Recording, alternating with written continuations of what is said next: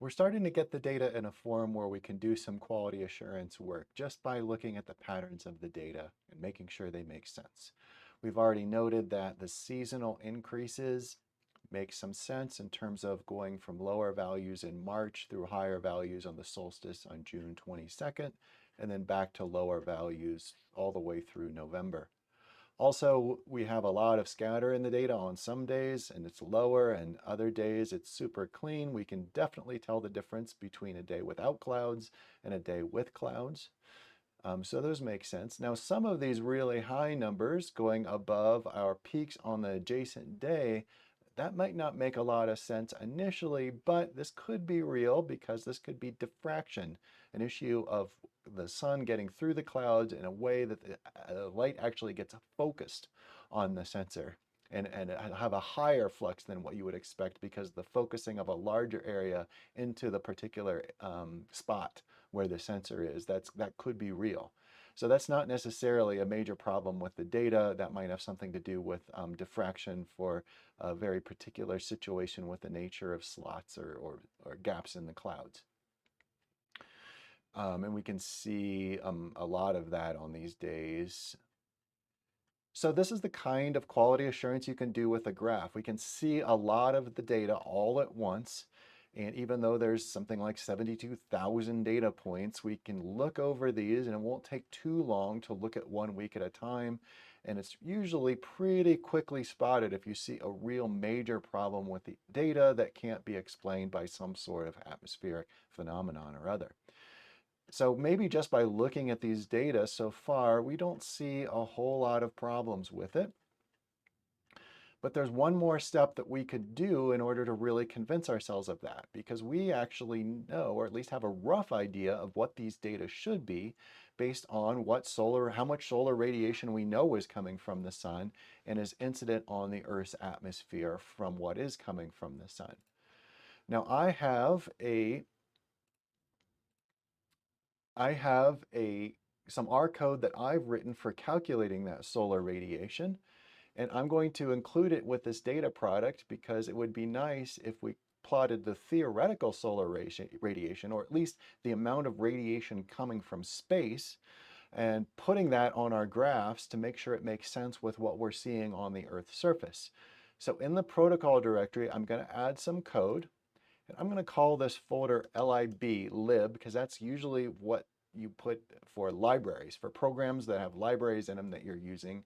I'm going to call this folder lib, and I'm going to copy some R code that I have called solar radiation. We're going to take a quick look at this code, but we're not going to cover how this code works in detail. But I will go to that directory and open that code up. And this is what's called an R6 class. And I'll show you how to use an R6 class. But basically, it's a function that it's a set of functions, or actually it's a class, it's an object that I wrote specifically for calculating solar radiation. So up at the beginning of this chunk, now that we have the code in our pipeline, we can access it with relative paths to load up that code. So at the top of this chunk, I might want to do a source. And a source is what I can use to run other R scripts. If I call source and put I believe it's a file, yeah, a file in here, and I name that file with a relative path, I need to go to my protocol folder, I need to go to this lib folder, and I need to load this solar radiation.r file. It'll run that as an R script, and that will make an R6 class available to me for calculating solar radiation. Now, the way this class works, or the R6 classes work, is that first I need to instantiate. I need to create an object of this class, and you do that with what's called the constructor. And with R6 classes, if I want to create a solar calculator, I'm just going to call it solar, and I'm going to assign to solar what comes back from solar radiation $new. That's the constructor. So as soon as I run this source, in fact, let me go ahead and do that. I now have this class constructor available called solar radiation with a capital S and a capital R. And the way I call the constructor for that is called solar radiation $new, and it's going to require some arguments. In this case, it needs a latitude argument, and it needs a longitude argument. Now, I'm going to need this latitude and longitude later when I'm working with metadata for this data product. So I'm going to go ahead and define these as separate variables. The site latitude for this particular site is 47 degrees north with decimal degrees of 0.07785154. And the site longitude of 100 minus 109, that's west longitude, minus 109.9112867, 47077, 8154, 109, 911, 2867. Okay, so north is positive and west is negative for latitude and longitude. And now I can just use these variables. The site latitude is assigned to the latitude argument of the solar radiation class, and the site longitude is assigned to the longitude argument. So this basically sets up a solar calculator that's ready to go for a particular point on Earth's surface, and you just need to give it a time in POSIX CT to allow it to calculate what the incident solar radiation coming from space is based on average solar radiation on that at that particular time. Now I need to make use of this calculator to come up with a weekly value for each time through my loop. Now I want to go ahead and plot the theoretical data regardless of whether I have real data or not. So I'm going to establish a separate time and par specifically for these. And I want to create a time that has all my times for the full week. And I can do that using the seek function.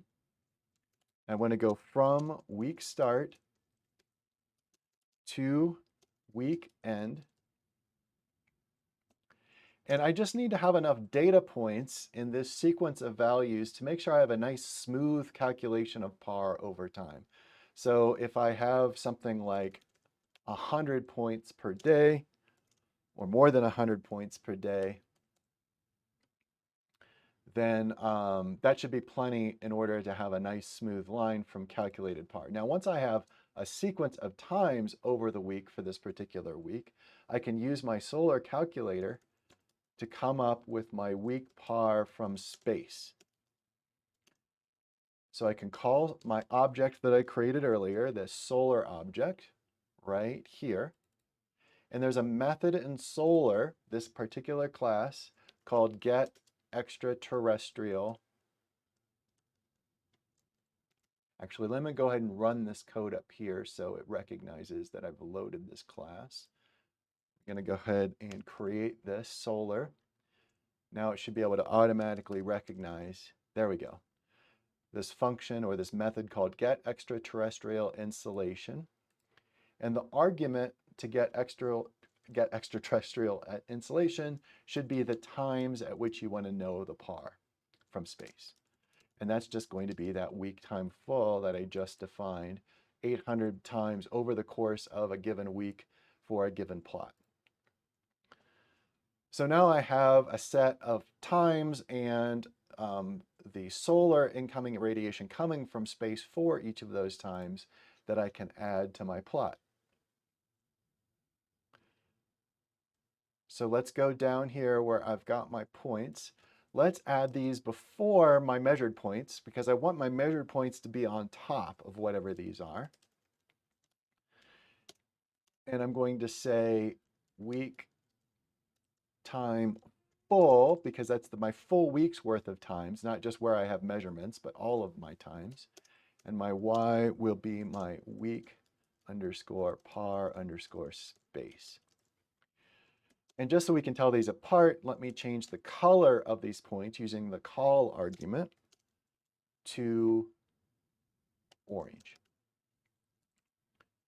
Orange being maybe something like the color of the sun, is something that makes sense along those lines. So now I have points of theoretical PAR, or the PAR coming from space, from our knowledge of the average amount of radiation coming from the sun over time. And we have our measurements as well. So if I've done everything right, I should be able to run this.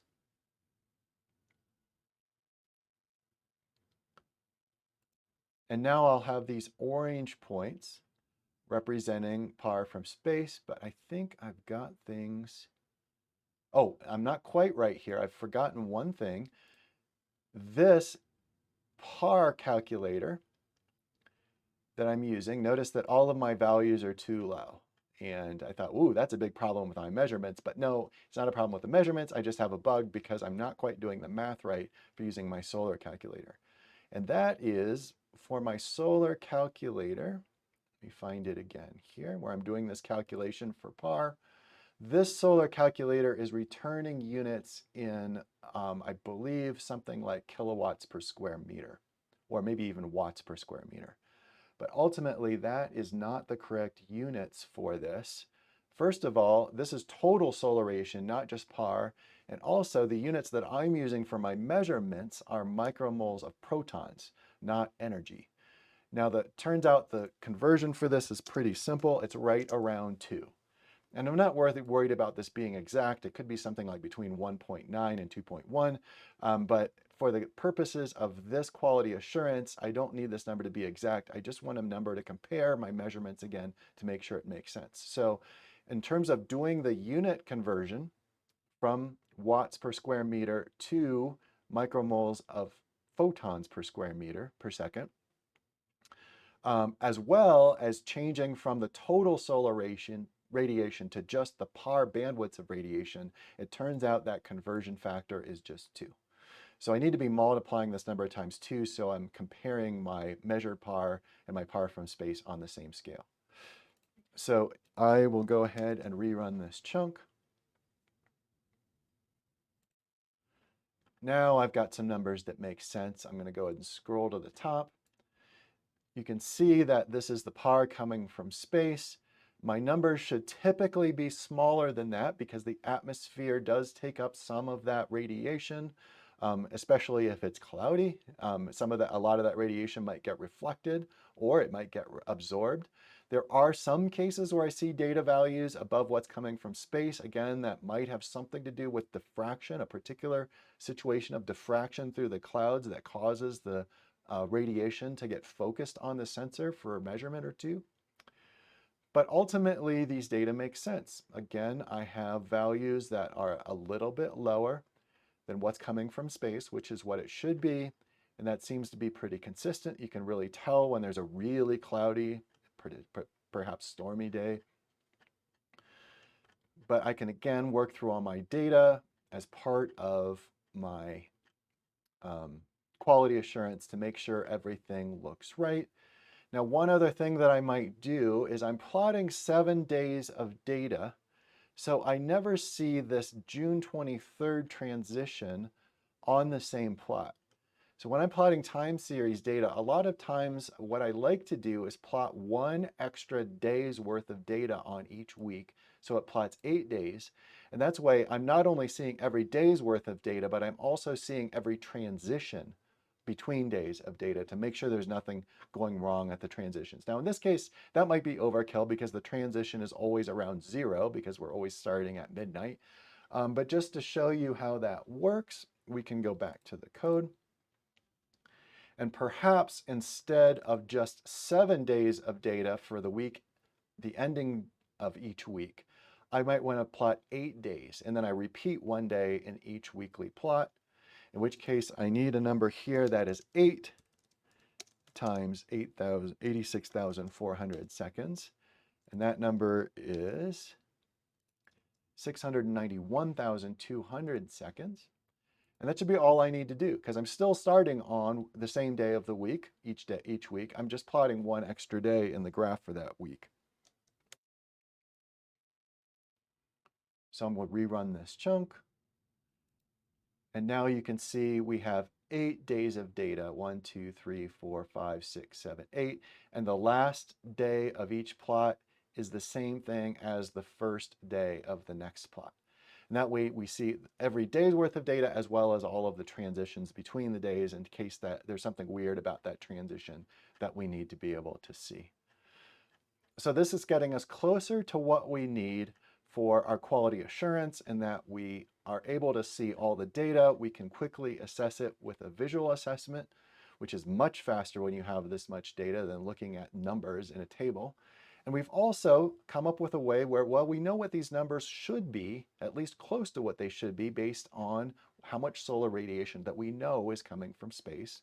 We've plotted those data on the plots. So this gets us to the point where we can do a pretty good quality assurance on these particular PAR data and have a good sense of whether these are good data that we want to archive as a data product. And I am thinking that these data are looking pretty good for the next step.